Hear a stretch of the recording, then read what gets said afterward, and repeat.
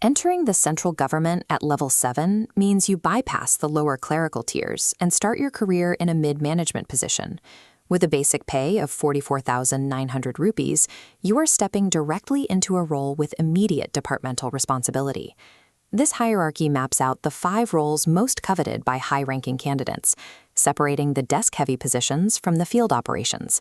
Assistant section officers in the MEA and CSS, CBI Sub-Inspectors, Income Tax Inspectors, and Excise Inspectors.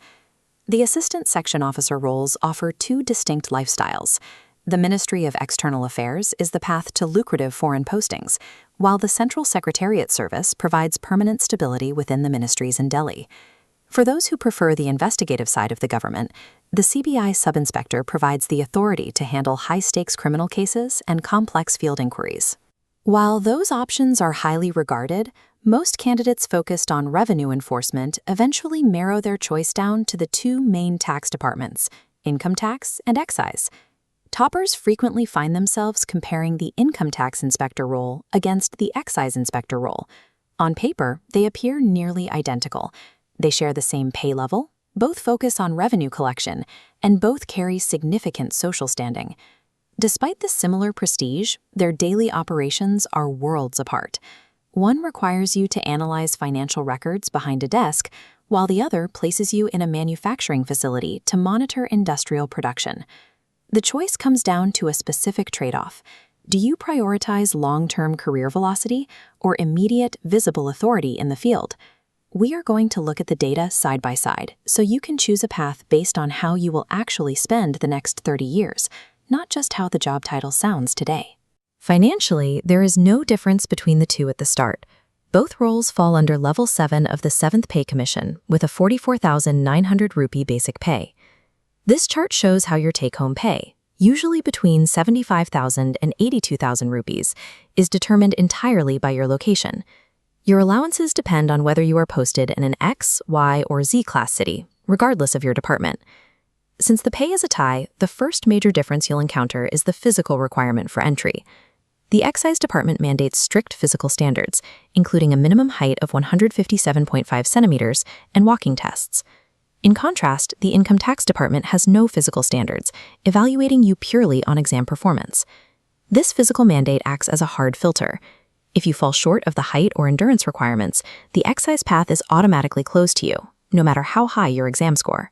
Because the salary is identical, the lack of a physical barrier makes the income tax inspector the safer default choice for many candidates.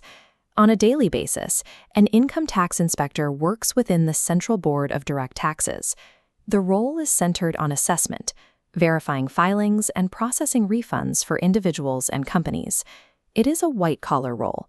You don't wear a uniform, and your days are spent in an office setting, occasionally punctuated by coordinated field raids when evasion is suspected. However, this position comes with heavy scrutiny. You are under constant vigilance from the Central Vigilance Commission and must navigate complex departmental politics. The Excise Inspector works under the CBIC in a completely different operational environment. You are rarely confined to a desk.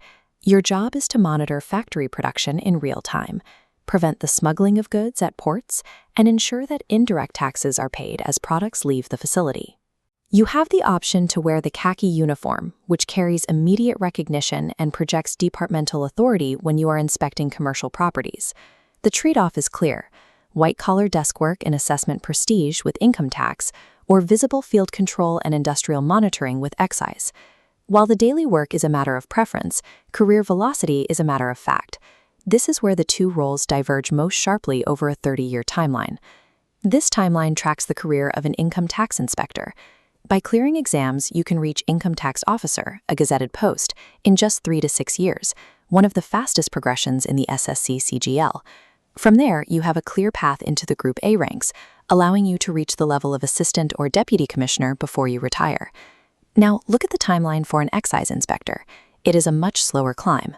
In many zones, it takes 10 years or more just to reach your first promotion to superintendent. The departmental stagnation is significant. Because that first step takes so long, many excise inspectors retire at the superintendent level without ever reaching the higher Group A ranks.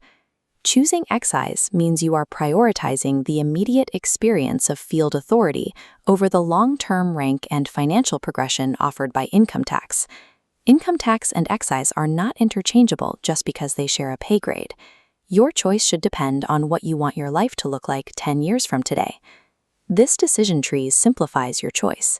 If you're an optimizer wanting the fastest path to a gazetted rank and professional desk work, income tax is the clear winner. If you're driven by visible authority, wearing the uniform and managing industrial compliance, choose excise. Remember, authority comes at the price of slow promotions and strict physical standards. If field raids and physical tests sound unappealing, look past both and target an ASO role in the CSS or MEA for a stable, office-centered career. Don't pick a job based on a Bollywood aesthetic. Pick the one that matches the 30-year reality of the career you want to build.